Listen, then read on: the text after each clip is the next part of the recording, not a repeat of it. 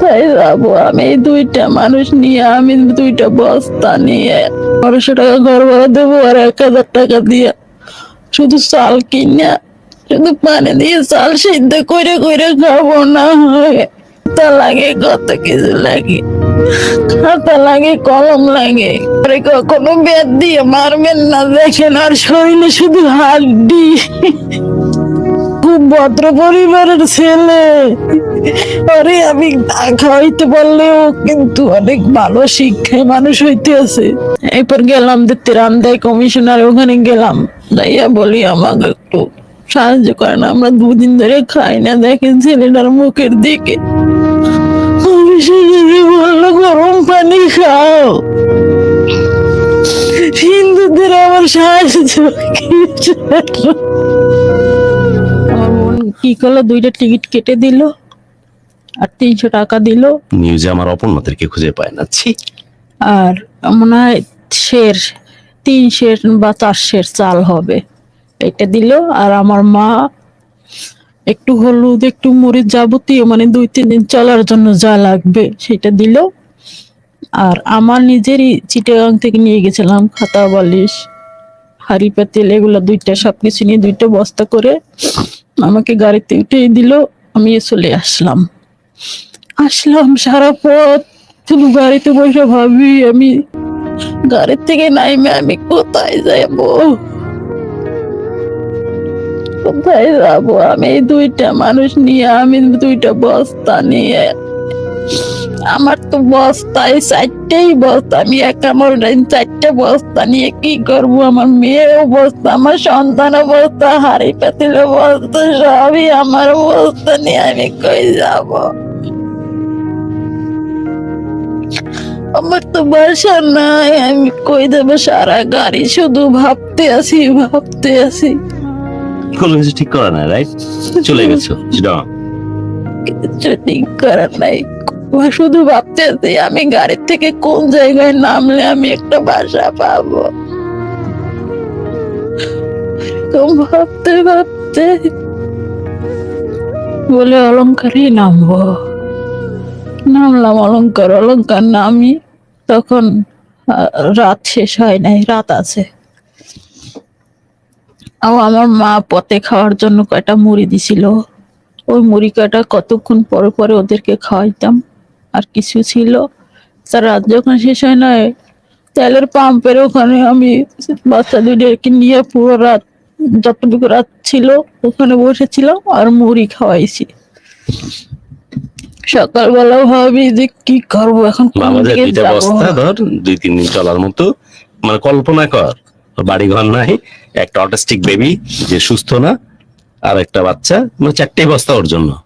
একটা মেয়ে মানুষ, কম বয়সে একটা মেয়ে মানুষ, সে এখন একটা তার অনিশ্চিত, এর চেয়ে অনিশ্চয়তা কি হতে পারে একটা মানুষের জীবনে? যে একটু পরিষ্কার হইলো, আকাশ দেখা গেল, তখন আমি ওদেরকে 2 জনে 2 সাইডে নিয়ে আমি নিজে মাঝখানে বসে থাকলাম। আমার তো ঘুম, বাচ্চা মানুষ, ওদেরকে একটু সরাই আমি ওইটা দাঁড়াইয়া চারিদিক তাকাই, কোন দিকে আমি পাড়া দিব, কোন দিকে গেলে আমি একটা বাসা পাবো। বাসা পাইলেই তো হবে না, আমার তো বাসার মতো বাসা লাগবে, যে বাসার ভাড়া আমি দিতে পারবো। বাসার তো অভাব নাই, বাসা খুঁজতে যেয়ে দেখি বাসার অভাব নাই। 4000 টাকা 5000 টাকার ফ্ল্যাট বাসা, কত ভালোবাসা, আমার তো অত টাকা নাই। একটা সিকিউরিটির বললাম, আঙ্কেল এরকম এরকম কোনো বাসা হবে? বোকা মাইয়া, এই দামের আজকাল বাসা টাসা আছে নাকি? দেখ থাকলে ওই কোনো রেল পিডের দিকে দেখ আছে নাকি। আমি এই 4টা বস্তা নিয়ে আমি কিভাবে ঘুরবো? এগুলো গাড়িতে নিয়ে চললেও তো কত গাড়ি ভাড়াও হয়, আমার কাছে তো গাড়ি ভাড়া নাই, 300 টাকা দিয়ে দিয়েছে আমাকে আমার ছেলে। ওই আঙ্কেলকে বললাম, আঙ্কেল ওরা এখনো ঘুমাচ্ছে, ওদেরকে একটু খেয়াল রাখিয়েন। আমি একটু দৌড়ে দৌড়ে আমি বাসাগুলো খুঁজবো, আমি হেঁটে হেঁটে খুঁজবো না, দৌড়ে দৌড়ে খুঁজবো। এরকম খুঁজতে খুঁজতে একটা বাসা পাইলাম। আমার ধারণা ছিল আমি বাসা নিব, কোনো মতে একটু রুম হইলে হয়েছে, কারণ আমার বাসা তো ওইভাবেই থাকা লাগবে, একটু যাতে একটু ছাদ না দেখা যায়।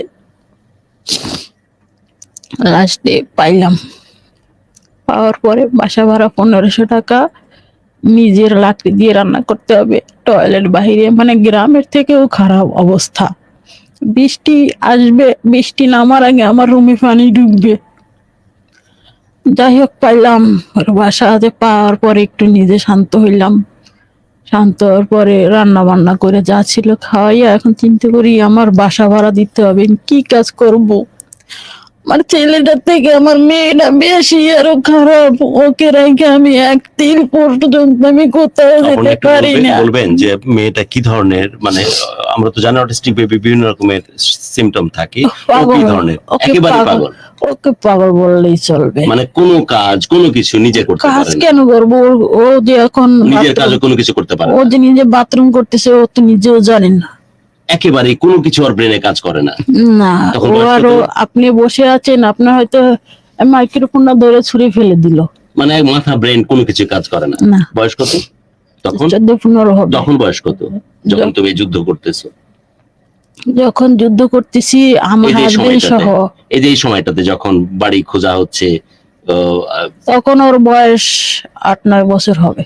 কোনো জ্ঞান নাই, কিচ্ছু নাই। না, আজ আচ্ছা, 7 বছর ধরে আমি এইভাবে যুদ্ধ করতে আছি। ওকে, তারপর না? তারপর যাই হোক আমি কি করব, আমার ঘর ভরার জন্য, সামনে খাওয়ার জন্য কিছু করতে হবে।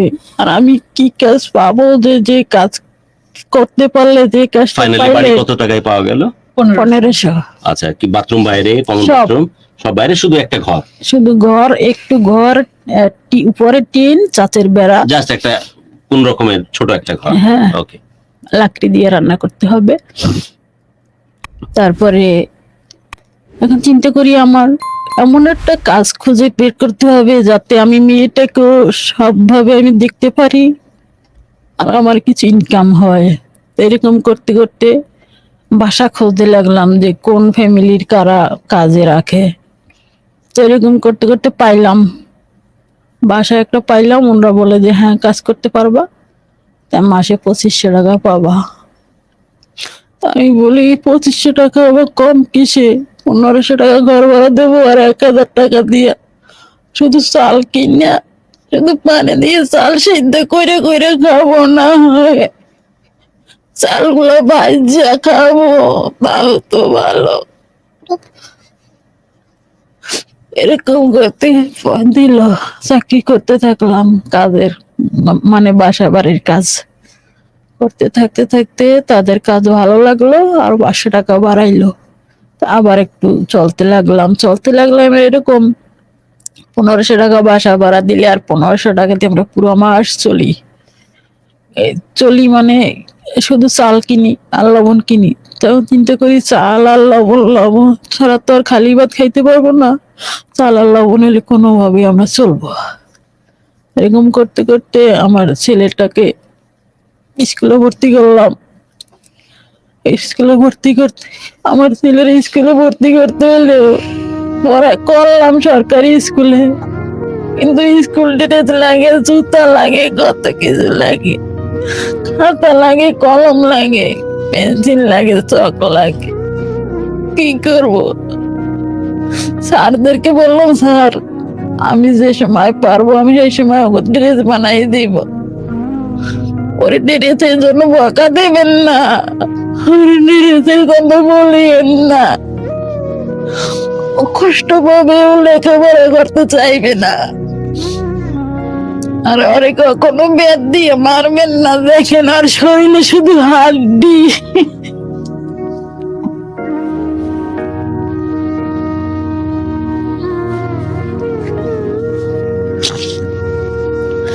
ওরে মারবেন না, আরে ভালোবাসা দিয়ে আর লেখাপড়া শিখিয়ে এলো, কিন্তু খুব ভদ্র পরিবারের ছেলে। আরে আমি না খাওয়াইতে পারলেও কিন্তু অনেক ভালো শিক্ষায় মানুষ হইতে আছে, ও কিন্তু খুব ভালো।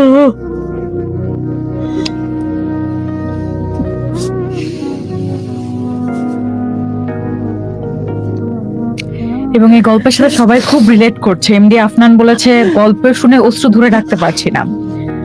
ইউকে থেকে আসিফুজ্জামান শিকদার ভাই আছে আমাদের সঙ্গে। দিলার আছে, আপা আপনার গল্প শুনে আর থাকতে পারছি না, খুব কষ্ট পাচ্ছি। তারপরে বলে যে আচ্ছা ঠিক আছে, আমরা মেনে নিলাম।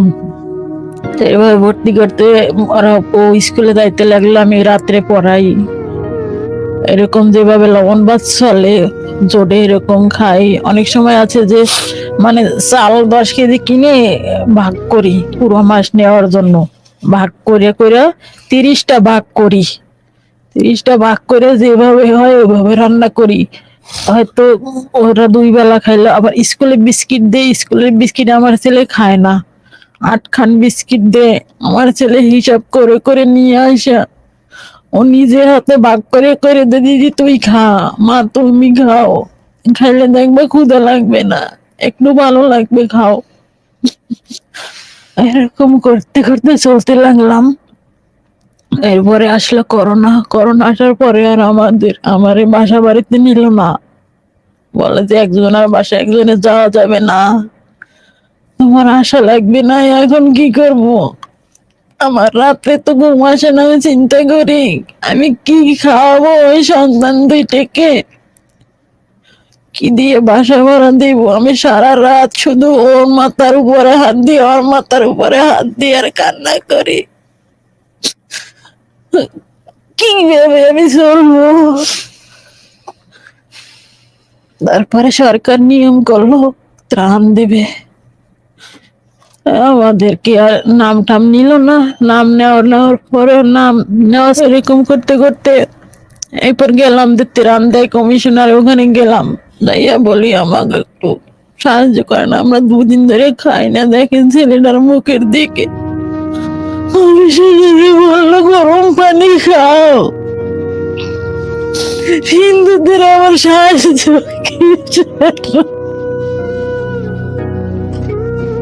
কে বলছে এটা? কমিশনার।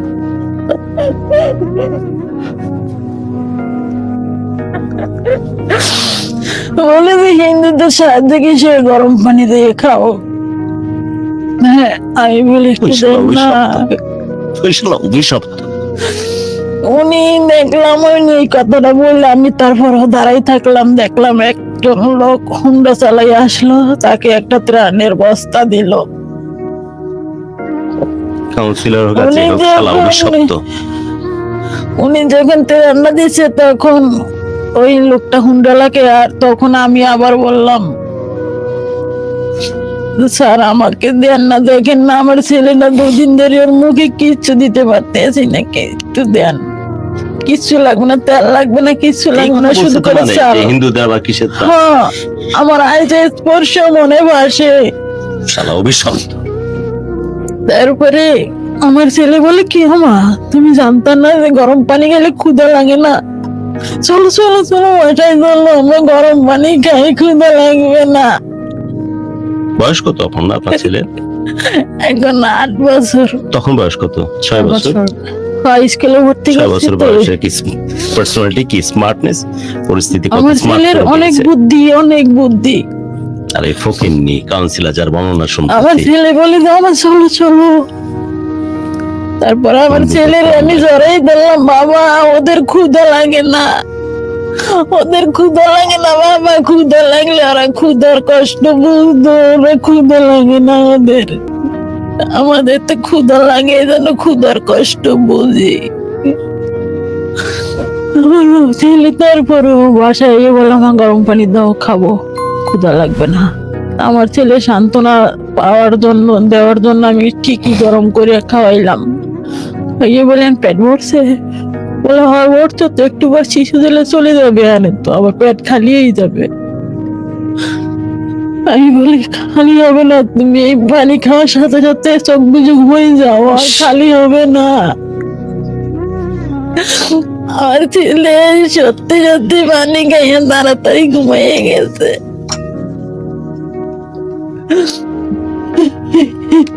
ঘুমের পরে চলতে লাগলাম দিনের পর দিন।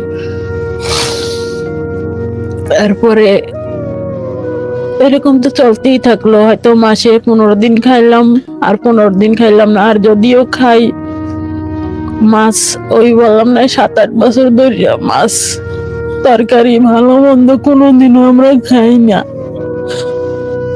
আর একদিন গেলাম, একজন অনেক পয়সা, ওনার দৈনিক লাখের উপরে ইনকাম, ওনার কাছে যাই হাত পাতলাম, উনি 5টা টাকা দিলেন। 5টা টাকা দিয়ে বলে যাও, আর এর থেকে আর বেশি পারবো না। এত ফকিন্নি টকিন্নি প্রতিদিন আসে, ফকিন্নির জন্য কি আমি এই জায়গায় দরবার খুলে বসছি? আমার ছেলে বলে যে 5 টাকা দিয়ে একটা পাউরুটি পাবো আঙ্কেল, আর 5 টাকা দিলে 2টা পাউরুটি হইলে আমরা 3জনে ভাগ করে খেতে পারবো। তখন উনি আর 5 টাকা না, আর 10 টাকা দিলেন। 15 টাকাতে আমি আবার 5 টাকা নিয়ে সাধলাম, যেহেতু আমার ছেলে 5 টাকা চাইছে। তো উনি বললেন আমি ফকির গো, হাতের টাকা নিই না, নাও এটা নিয়ে যাও।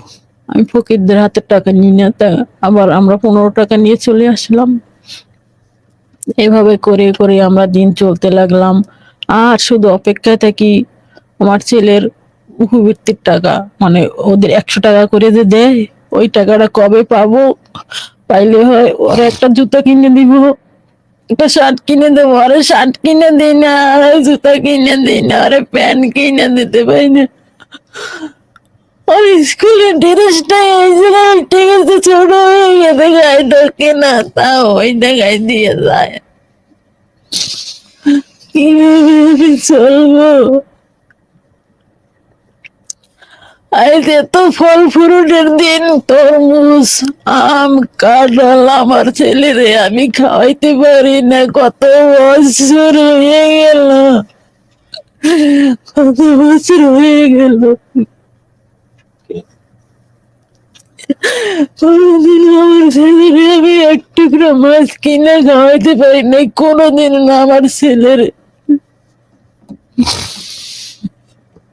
ডিম আর ঠিক মতো আমি 2টা ভাত দিতে পারি না। আমি কি মাছ দেব, কি মাংস দেব, আর কি ফল দেব?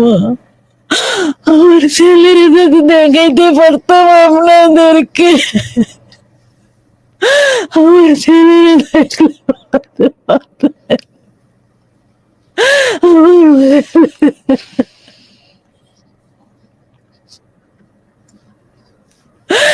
আমার ছেলের আপনি দেখলে বলতে পারতেন যে ওর শরীরে কয়খানা হাড্ডি আছে।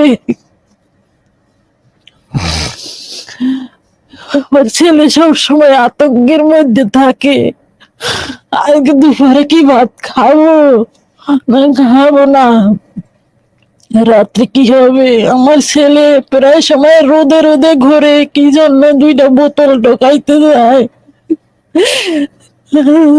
বোতল যদি পায়।